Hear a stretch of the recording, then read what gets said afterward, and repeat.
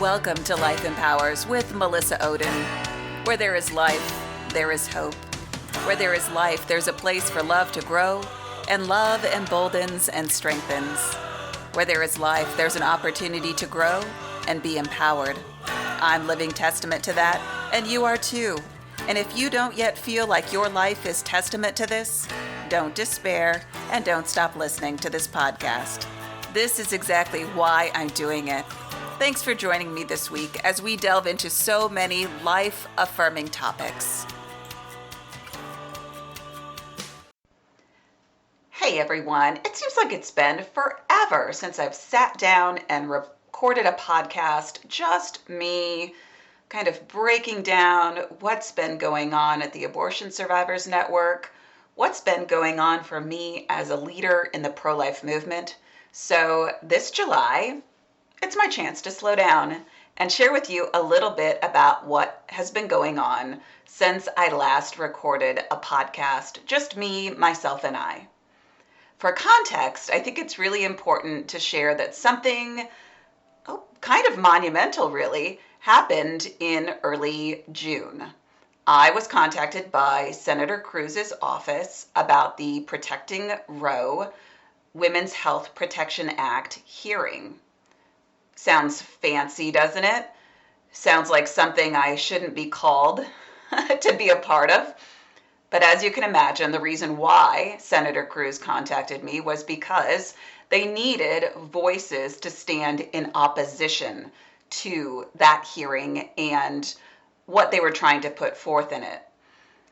As I share with you everything that's been going on at the Abortion Survivors Network and what I, as a leader, have been working on, I think it's really important to start with that hearing because it's important to me that you understand what happened at that hearing, what they're attempting to do at the federal level, why all of our voices in opposition to this piece of legislation is so important.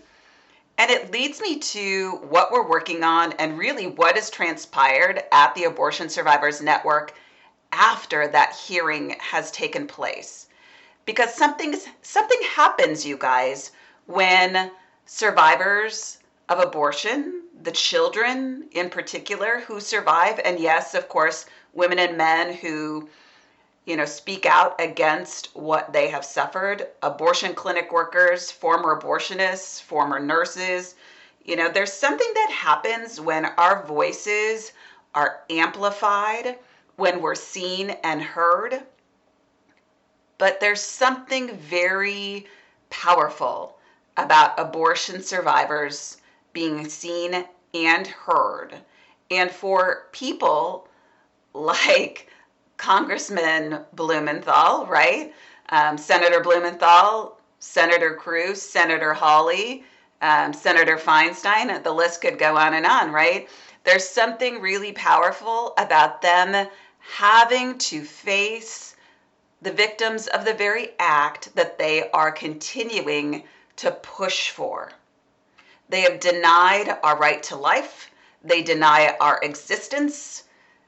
They deny the humanity and the rights of the unborn still today. So something happens when we are seen and heard by those members of Congress, and when we then take advantage and create media opportunities to further that message. And that's exactly what has happened since this hearing. So for those of you who didn't catch that the hearing took place, I want to read through my testimony. And for even those of you who watched me testify, it was on C-SPAN. In reality, I'm only given about 5 minutes to testify. I could take hours. And not just because I like to talk, and I struggle with brevity, to be perfectly honest, but because there is so much that needs to be said. So I think it's important that I read through that testimony so all of you can really understand everything I wanted to say to those members of Congress that day. And picture, if you will, as I'm speaking, what this was like. So by and large, DC is still pretty well shut down. I mean, it's starting to open now. This week the fence has been taken down. But when I was there in June with Sarah Moe of Sapphire Government Solutions, who's, my partner in crime, so to speak, every good crime, the crime's protecting humanity. When we were there, that was really the first week that people were being allowed back in the Capitol. We were the first people to be meeting with Congressman Steve Scalise, a big hero of mine. We were the first people kind of post-COVID to be in his office. So imagine, if you will, the city is just now starting to open up. They're just now starting to hold in-person hearings. They're just now, rescinding the mask mandate on the Hill if you've been vaccinated. But it was still, so it was very, very quiet. There were three witnesses in support of not only protecting Roe, but expanding it. Those three witnesses for the other side all connected virtually. And there were two of us as pro-life witnesses. So myself and then Catherine Glenn Foster of Americans United for Life. Catherine and I have testified together a number of times, which I'm always grateful for. But it was, just the two of us as witnesses in the room with a handful. It was a pretty small committee, just a handful of senators for this hearing. And even in the room, other times I've testified, it's been a circus. You typically will show up and you'll find, the Planned Parenthood supporters in pink, right? Hundreds of them out in support of abortion legislation being expanded. It really is a circus. I mean, I've had to go in other rooms where it's quiet right until it's time to take my seat at the table. But for this hearing, you were allowed one person. If you were a witness, you could have one other person in the room. And so I did. I had a friend and colleague from the Susan B. Anthony list there with me. So I want to just kind of paint that picture for you, what it was like in the room that day as I testified in opposition to protecting Roe. Now I want to read to you my testimony from that day, and then I want to share with you what's happened since that hearing. Senator Blumenthal, Senator Cruz, and members of the subcommittee, thank you for inviting me to this hearing titled Protecting Roe, Why We Need the Women's Health Protection Act. Abortion is currently legal under Roe jurisprudence. The premise of today's hearing, that has been intentionally propagated by certain people through the years since Roe, is that abortion is not just legal, but a fundamental right. I'm here today, however, to challenge that premise with personal experience, professional knowledge, and expand upon this narrative to ensure the committee responsibly considers additional information. With this additional perspective, I encourage you to ask yourself, how can access to abortion, the very act that should have ended my life, simultaneously be my fundamental right to exercise? Life is the foundation of all other rights. The very fact that this hearing is being held shows that everyone in this room was granted the privilege to retain that right, a privilege I was denied, a privilege my unprotected population of abortion survivors were denied, a right that thousands of unborn children will be denied the privilege of having today alone, the privilege of having a day you were born, not a day you were aborted, the privilege of a birthday, not a day you were accidentally born alive after the abortion failed. I know this is an issue we are all passionate about, but this privilege is one that is easy for most people to overlook. The abortion industry speaks ambiguously about the science of when life begins and what abortion does, but the reality is much clearer. You were as much you in your mother's womb as you were the day you were born, and as you are today. I was as much me 43 years ago when I was targeted for abortion as I am today. My earliest stages, though, were different than yours because they were interrupted by abortion. In August of 1977, my biological mother, a 19-year-old college student named Ruth, had a saline infusion abortion forced upon her by her mother, a prominent nurse in their community, with the help of her colleague, the local abortionist. This abortion procedure involved injecting a toxic salt solution into the amniotic fluid meant to protect my fragile body, to instead poison and scald me to death. I soaked in that toxic solution for 5 days as they tried time and time again to induce Ruth's labor with me.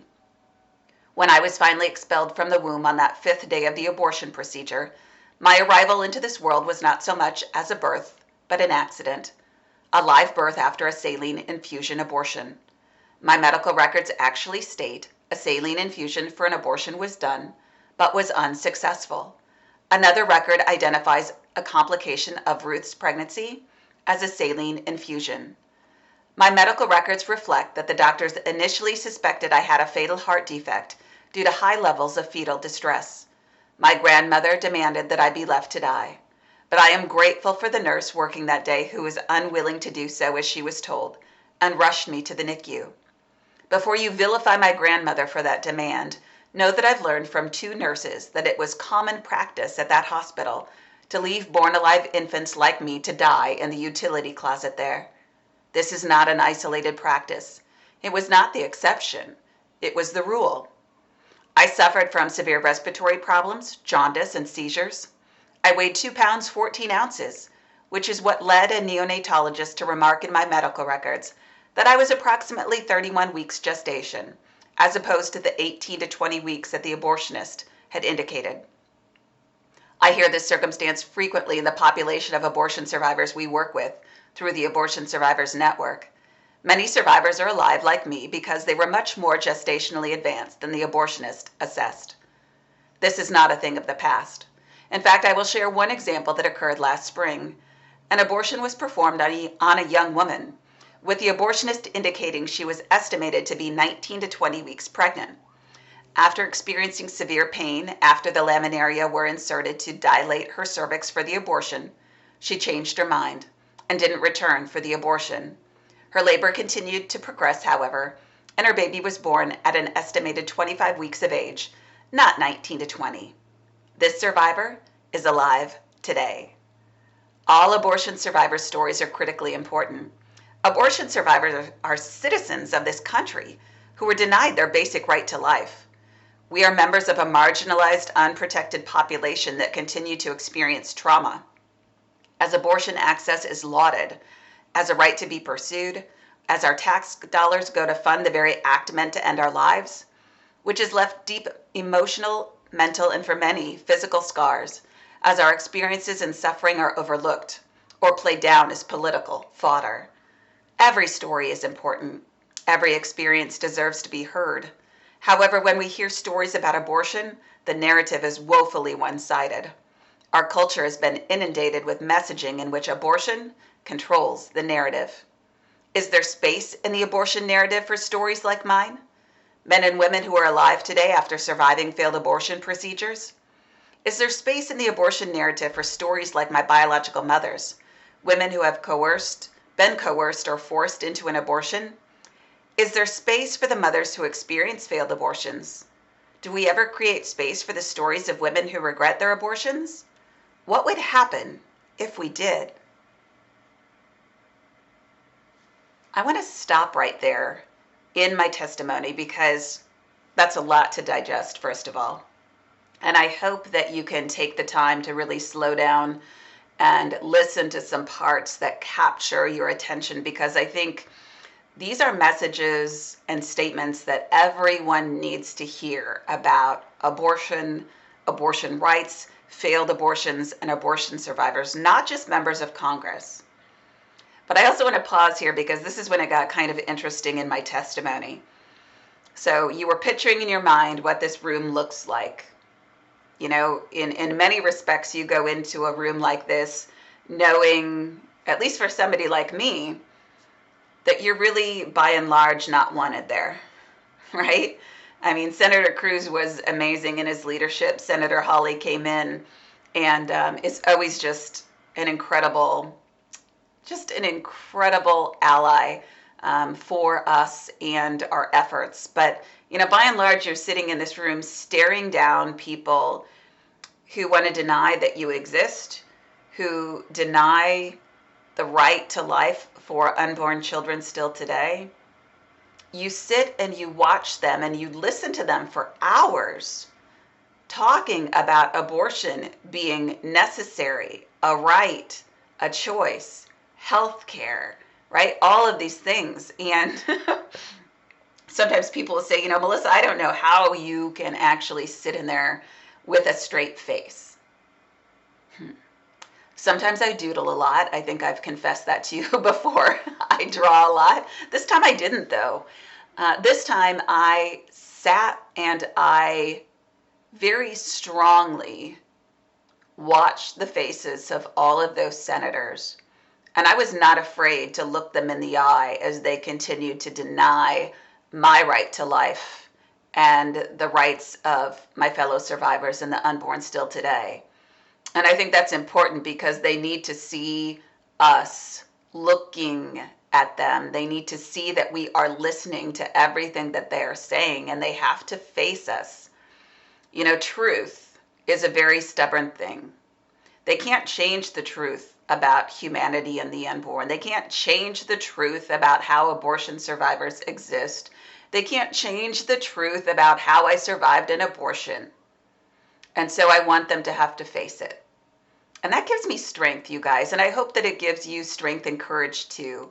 Truth is on our side. And when you have truth on your side, it empowers you. It really does embolden you. As I talk about in the beginning of this podcast, life empowers, forgiveness and love emboldens and strengthens, but so does truth. And so here I am in the middle of this hearing. And as I throw out that statement or those questions about, is there space in the abortion narrative? This is when Senator Feinstein started calling time on me. You get 5 minutes. And yes, I was going over on time. I knew that I was going to be, but so did all of the other witnesses, those in support of protecting Roe. But for some reason, Feinstein was calling time on me as I'm saying, is there space in the abortion narrative?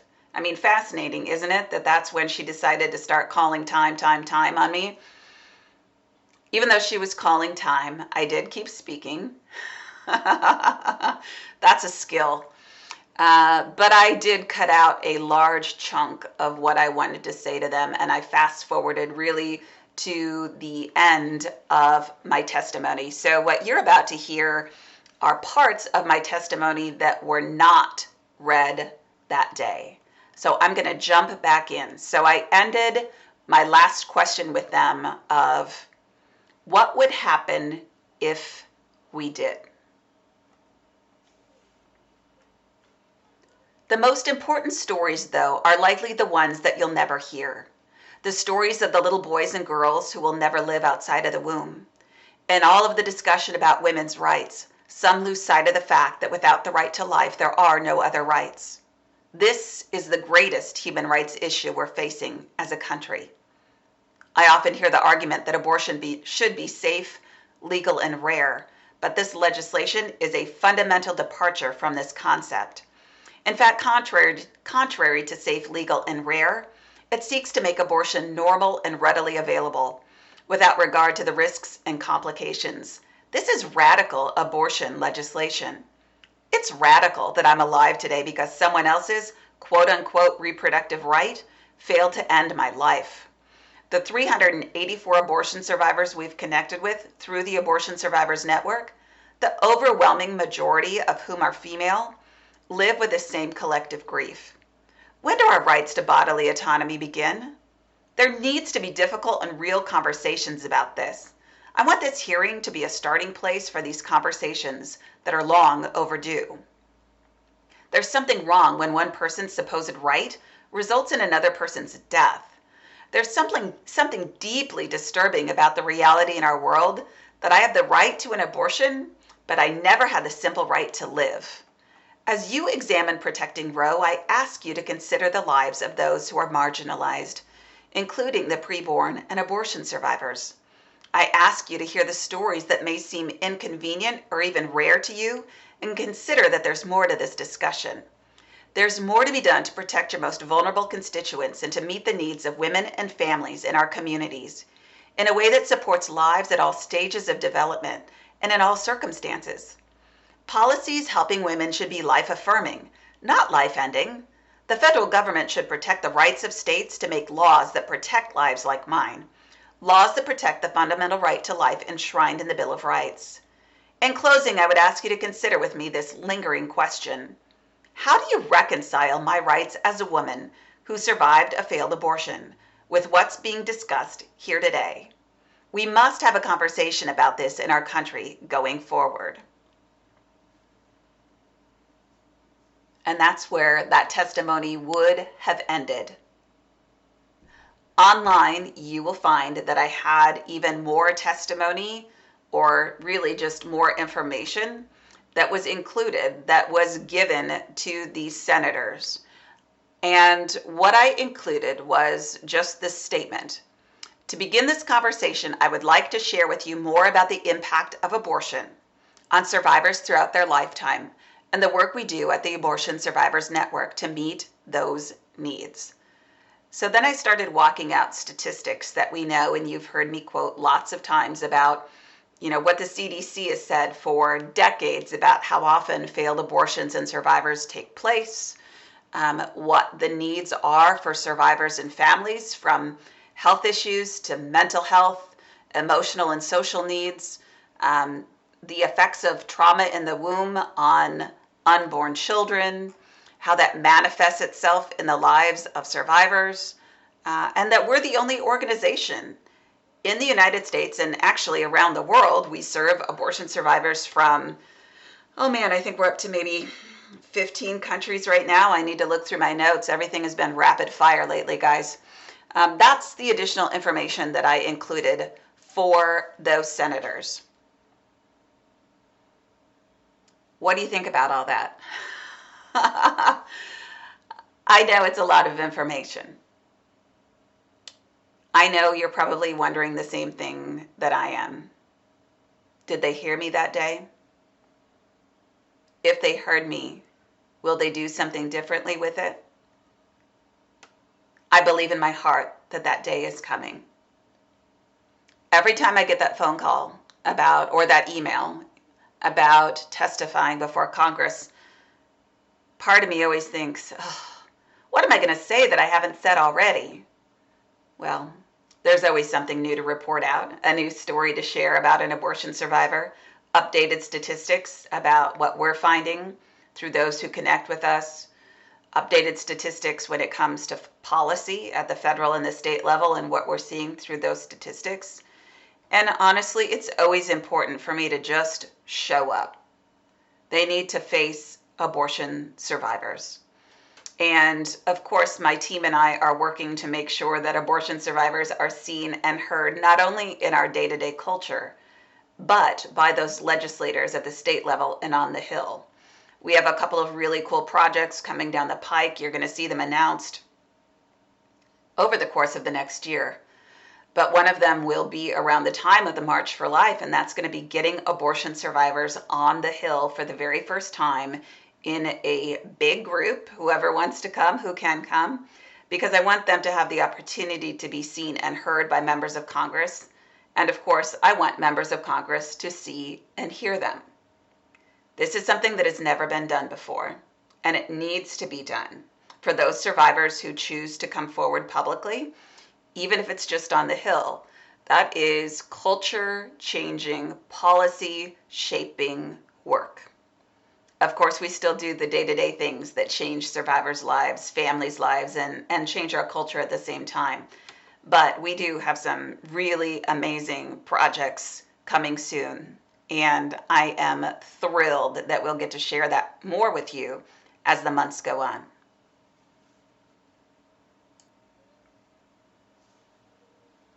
I really do hope these are helpful statements, ideas, arguments that you can utilize in day-to-day conversations with people. And truly, even online, if you see my written testimony, a lot of that information about the trauma that abortion survivors experience are also really great talking points to share with people so they can be educated about what really does happen in the lives of abortion survivors and that we do exist. So hopefully these are important tools for you.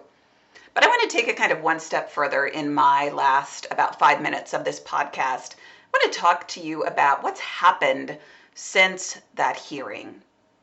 After the hearing, well, and really even before it, I was preparing lots of media contacts so that we could make the most of our time in DC. Sarah and I actually had the great opportunity to meet with a number of members of Congress and their staffers, everyone from Congresswoman Ann Wagner to Congressman Steve Scalise, Senator Josh Hawley. We met with Senator Blunt's staff. So many great opportunities we had in DC to sit down with allies in the fight for life. And we had some really fruitful conversations. I'm not going to give it all away. Maybe in the future I'll drop some hints. But what I can tell you is that our time on the Hill was really productive, that we have a vision to change things. There are many ways that we can make sure the unborn and even abortion survivors are protected and seen and heard. And so just know we had some really productive conversations, and Sarah and I continue to be in touch with those members of Congress and staffers to further those conversations and really flesh out some of those plans that we have. We're just getting started, folks, and we're just long overdue for something like this happening. So the Education and Policy Center is working behind the scenes every single day to shift policy and to create opportunities for things to be done that have never been done before. So that's always a blessing. But in terms of media, I did an interview with Catherine Hedro of EWTN. I also did a couple of interviews with CBN. I did an interview with Newsmax. I did an interview with LifeSite News. Of course, my testimony was picked up by lots of organizations, from Town Hall to, I think, Breitbart to National Right to Life and, Life News. That list could go on and on. So definitely got lots of good media attention, which is always important through events like this to further a message that is typically drowned out by the pro-abortion media and the industry. But for me, really the most important thing that happened as a result of that hearing, drum roll please, we've now had contact with 11 additional abortion survivors since mid-June. 11. Mind-blowing, isn't it? This is what happens, folks, when abortion survivors are seen and heard in our society. So some of those survivors were connected to us because of a pregnancy center. We were actually at the Pro-Life Women's Conference. We did a panel there, Denisha, Priscilla, and I, and what a blessing that was. That's a whole other podcast. But there at that conference, we were connected with a pregnancy center who had supported a mom after she took both pills of the chemical abortion and baby lived. That's just one of those stories. We met a 40-some-year-old survivor at that same conference who came up to us. But many of those survivors saw me in interviews or saw the C-SPAN testimony and reached out for the first time. What would happen? What would happen if abortion survivors were public knowledge? Our stories were told in the mainstream media. We weren't vilified, ridiculed, played down as political fodder. I truly believe that abortion would end. This is why I do what I do. Not only because survivors and families, the tens of thousands of us, deserve healing and support. They need to be empowered with information that gives them a voice, that gives them a platform. But I also do this because this is how we end abortion. Abortion survivors, by and large, don't share their story publicly, but when they do, and when those of us that are healed enough, strong enough, empowered enough to share their stories, report out the statistics, This is irrefutable. Irrefutable. As I said in that testimony, how can the very act that was meant to end my life simultaneously be my same right to make? You can't argue that point. It makes no sense. So we have 11 new survivors that we are connecting with their adoptive families, their biological families. We're working with those survivors themselves. We have our survivor retreat coming up actually in about a week and a half. More survivors now are coming to the table for that retreat. More men are being connected with Josiah in our men's program for support. We have more families that are being connected with our connections coordinator, Kara, to receive assistance. We have more vision being cast, you guys, from my leadership team about how we serve survivors and families and how we end abortion. I wish I didn't have to do what I do, but I know that I'm called to this, and I'm grateful. I'm grateful that God called me to serve. I'm grateful that God has called my team to serve in this capacity. And I guess I just want to make a plea right now as I'm talking to you about what's happened since this hearing. 11 new survivors is a really big deal. As you can imagine, that sheer number in a month's time puts a lot of stress on the organization to meet the needs of our existing survivors and families, and then bring in these 11 new survivors and families, no matter what kind of support they are looking for. We desperately need support. We need support through your prayers, through you passing along this podcast and information to other people. We need sponsors for next year's retreat. We're already planning next year's retreat. We have survivors from around the world, men and women, who want to be at this retreat. We have survivors right now who are preparing themselves to come to this retreat, and I know they're going to have a wonderful experience and they're going to want to come back next year. So we need sponsors. If you're a business, if you're a pro-life organization that wants to potentially help sponsor next year's retreat, it's right now really the most expensive program for us, and that's okay. That's important to us. We offer this free of charge to survivors. It's important. Nobody's ever done anything like this before, but it comes with a big price tag. Next year, we also want to be able to provide more support to those survivors who can't even pay for their own travel. That's a real problem for a lot of survivors. So we need more assistance with that. The price tag will go up next year. More survivors, more families, more needs. When we have 11 survivors, that also puts a huge strain on our resources as an organization. My staff are some of the most sacrificial servant leaders that I've ever known in my life. There's a lot of strain on them. I need to continue to build resources and build our team in such a way that we can handle this crushing load of survivors and families when they come in. We want to make survivors more seen and heard in our culture, right? That's how we end abortion. That's how we bring people affected by abortion to healing. But as we do that, right, I'm going to continue to have this huge influx of survivors and families that we need to serve. So in order to end abortion, right, it's going to bring more people into our organization with great needs that we need to serve. So you can see where this is going, right? We need, in particular, monthly donors to create stability for our organization's budget at the Abortion Survivors Network, and even on the education and policy side.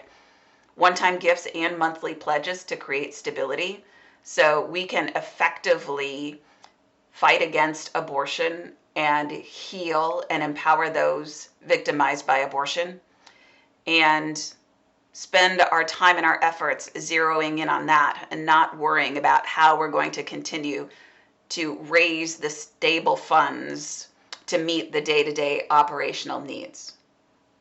So pray about that. If you're called to give, please know that we appreciate you. that your gifts are going to make a huge difference in our world and in the lives of survivors. And I'll keep you updated on how many survivors and families continue to reach out and what an incredible impact any of those gifts will be making in their lives. So that's just a little bit about what's happened since that hearing. So 11 new survivors, lots of media attention. We're heading into our first abortion survivor retreat. You're going to see that really in the news because we'll be feeding photos and snippets of content to the media after the retreat takes place. We're protecting the anonymity of survivors and not having media there. That's important to me, but we'll still make sure that people know what's going on. The night before the retreat, we have a first ever abortion survivors speaking panel happening in Austin, Texas.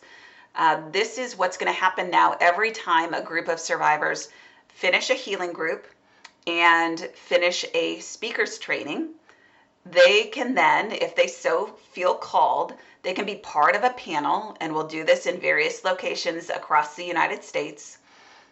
They'll be part of a panel where they can share their story for a first time, kind of getting your feet wet, right? Getting those jitters out with a really receptive, warm crowd. So we'll have 6 survivors sharing their stories, and I'll be there too to support them and kind of round out additional comments for that night. If you're in the Austin area or know anyone who is, these tickets are free. You can visit our social media page for the Abortion Survivors Network and find out how to grab one of those seats for this first ever, first of its kind, really revolutionary speaking event. So that is coming up soon. We have another culture shifting event coming up in early August. It hasn't been discussed yet, but just keep an eye out on our social media because it's big. It's really big. It's the biggest thing probably that's happened yet for abortion survivors. So get ready for that. We're thrilled to be heading that up. And hold on, folks. Here's where we are. It's all happening. You're a part of it. And I'm grateful to lead it. So together we will make a difference in our world, in the lives of abortion survivors and families, and all who are impacted and silenced by it. Thanks for being a part of it all. Thanks for joining me this week on Life Empowers. I hope you found our time together to be life-affirming, hope-building, encouraging, informative. And remember, the next time someone states that abortion is empowering, you know better. Life empowers. See you again next week.